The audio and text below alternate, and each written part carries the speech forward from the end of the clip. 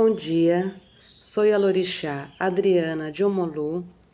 Estou aqui em mais um episódio dentro da TV Paz e Bem, dando continuidade ao que a gente vem construindo já ao longo de algumas semanas sobre povos tradicionais de matriz africana. Hoje estaremos falando um pouco mais sobre a Cartilha dos Povos Tradicionais de Matriz Africana e o Plano Nacional de Desenvolvimento Sustentável. Na semana, há 15 dias atrás, eu falei sobre o Decreto 6040, que trata, do Plano Nacional de Desenvolvimento Sustentável dos Povos Tradicionais de Matriz Africana. Falei da Convenção 69 da OIT, que trata sobre a questão da dignidade, de políticas que garantam a dignidade humana para povos e comunidades tradicionais. Então, hoje a gente entra um pouquinho dentro desses documentos, Então, é importante que a gente entenda muito bem como cada documento se define. Vale lembrar que quando se trata de povos e comunidades tradicionais, isso implica em luta, muita negociação, muito diálogo, participação em momentos coletivos que garantam essa construção, que garantam o espaço de voz para que essas populações sejam vistas, ouvidas e a partir daquilo que se ouve se construa possibilidades de um outro mundo possível. Não dá para se pensar num outro mundo possível que não garanta a dignidade humana para todos, todas e todos. É nessa perspectiva, ao longo dos anos, que os povos, principalmente aqueles que são vítimas de um holocausto, no nosso caso, o holocausto da escravidão, que não tenha perpassado por momentos de tensão, de confusão na perspectiva da não escuta e de você precisar falar, gritar para poder ser ouvido, denunciar para poder ser ouvido. Então, todos os processos são processos difíceis e, por mais muitas vezes que você construa documentos, os documentos não necessariamente se materializam nessas políticas das quais almejam nossos povos. Então, estou falando desse lugar como uma autoridade tradicional, Yorubá. Yorubá por quê? Porque se conhece o povo a qual eu pertenço como de nação Queto, candomblé de nação Queto, porque o único aspecto que se olhava era o aspecto do sagrado, que se chamava como religioso, que se conhece como religioso. As discussões, elas partem para um outro patamar com a Convenção 69 da OIT, no sentido de nos reconhecer enquanto um povo que chega nesse continente através do holocausto da escravidão, com tudo aquilo que já foi colocado anteriormente, e que, com o processo de abolição, não foi reparado. Então, as políticas que se propõem, que se discute, que se briga para garantir, tem como foco a reparação histórica. Então, o Decreto 6040, ele vem muito nessa perspectiva de conceituar e, a partir desse conceito, fazer com que as pessoas entendam tanto todo o contexto do Holocausto da escravidão, quanto o que somos e o que queremos. Então, no artigo 3º do Decreto 6040, lembrando que o Decreto 6040 ele é publicado em 2007, coloca aqui: povos e comunidades tradicionais são povos culturalmente diferenciados e que se reconhecem como tais na sua forma própria de organização social, no uso do território e recursos naturais como condição para sua reprodução cultural, social, religiosa, ancestral e econômica, utilizando conhecimentos, inovações e práticas geradas e transmitidas pela tradição. Então, veja, cada povo que compõe o complexo dos povos tradicionais de matriz africana no Brasil, cada povo ele tem isso como comum E se diferencia na língua, se diferencia naquele que são seus ancestrais, porque estão em territórios africanos, apesar de ser no grande continente africano, estão em, né, territórios diferentes e são arrancados desses territórios, sequestrados desses territórios. Né? Então, tem toda uma dinâmica que o define, que o coloca numa condição peculiar. Porém, essas características que eu acabei de ler, elas definem os povos, isso é comum entre os povos. Também nós podemos colocar aqui, nessa perspectiva, a natureza como divindade, a circularidade, né, que se eu não me engano eu já coloquei um pouco disso, né, nos encontros anteriores. Então, circularidade, a questão da indumentária, da forma como se alimenta, como se relaciona, né, etariamente, porque as questões de gênero são muito fortes. Nós estamos falando de sociedades, né, a partir de um lugar que é anterior ao processo colonizatório. Então, nós estamos falando de sociedades matriarcais, né, lembrando que a colonização passa com o Ocidente invadindo terras africanas, né? E aí não é na discussão da palavra invasão, como a gente assiste nos filmes, que os caras chegam simplesmente lá e vai matando. Não, há várias outras formas, né, de invasão. Invasão dentro da cultura, quando você descaracteriza, e aí nós discutimos a Maafa. E você tem, dentro dessa perspectiva também, o próprio islamismo, que também, né, sai do norte de África e coloniza. Então você tem, a partir dos processos colonizatórios, uma sociedade que deixa de ser matriarcal e passa a ser patriarcal. Então a gente ouve muitas coisas, mas em África é patriarcal. Sim, depois da colonização. Quando a gente fala de povos tradicionais de matriz africana, nós estamos falando de processos de culturas e construções que se dão no período pré-colonização, tá bom? Então, só para deixar isso aqui enegrecido, para que a gente não entre num conflito de que eu esteja falando algo que não esteja retratando o que se vê atualmente. E existem pequenos vídeos, hoje a gente tem acesso a tanta coisa, né? E que algumas falas de africanos, inclusive a fala de um angolano, de um rapaz angolano, ele traz isso muito bem numa entrevista de rua.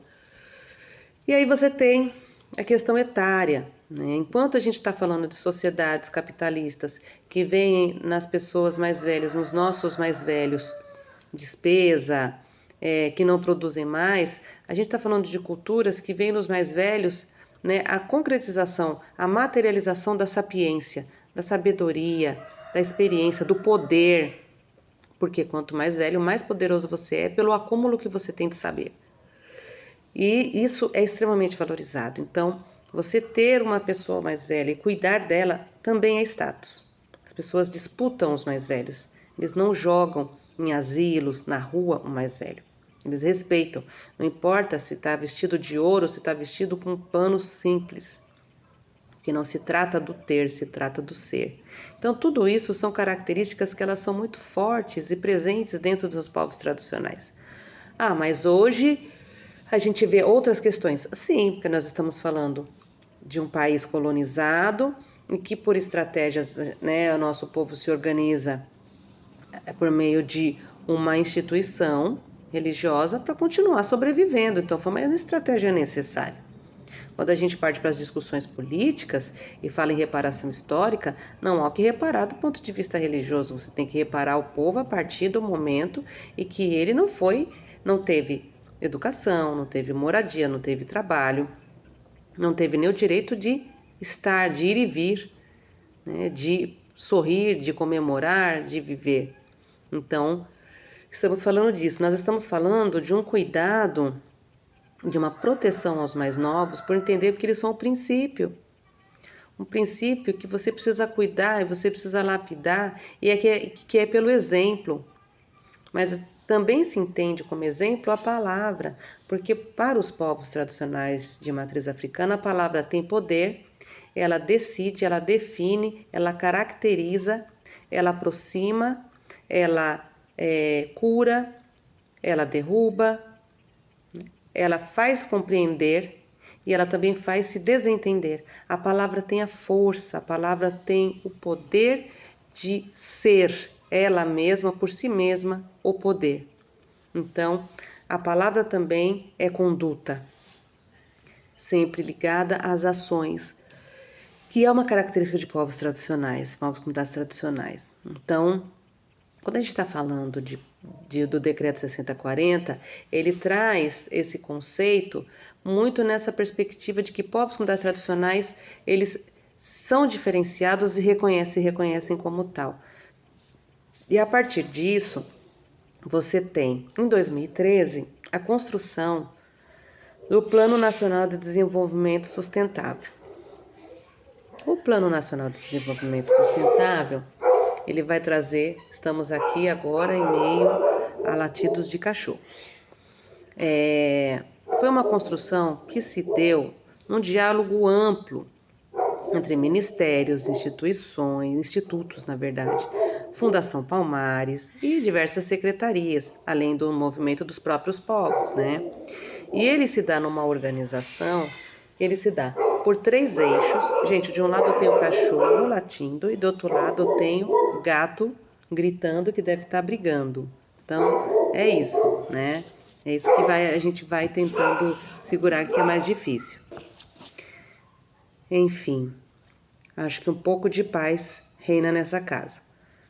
Então, ele se dá, né? O Plano Nacional de Desenvolvimento Sustentável dos Povos Tradicionais de Matriz Africana se dá através de 3 eixos, né? Ele se divide em 3 eixos, que é a garantia de direitos, territorialidade e cultura, inclusão social e desenvolvimento sustentável. Isso num total de 10 objetivos, dentre eles promover a valorização da ancestralidade africana e divulgar informações sobre os povos e comunidades tradicionais de matriz africana. Dentro desse objetivo, nós temos, volta um pouco. Então, o Plano Nacional, ele se dá na construção através de 3 eixos, 19 iniciativas e 56 metas. Uma das iniciativas que é realizar campanha nacional, que é dentro desse objetivo que eu acabei de fazer a leitura, da campanha, realizar campanha nacional de informação e valorização da ancestralidade africana no Brasil. Dentro dessa iniciativa, você tem diversas metas, dentre elas, a produção material audiovisual para difusão em rede nacional, do que nós estamos falando aqui. Então, vamos lá, retomando. Eu falei que tudo se dá por meio de muita luta, muitas discussões, às vezes mais inflamadas, mais acaloradas, às vezes mais tranquilas, mas ao construir um documento, isso não é sinônimo e é automático de transposição em política, e que essas políticas vão acontecer.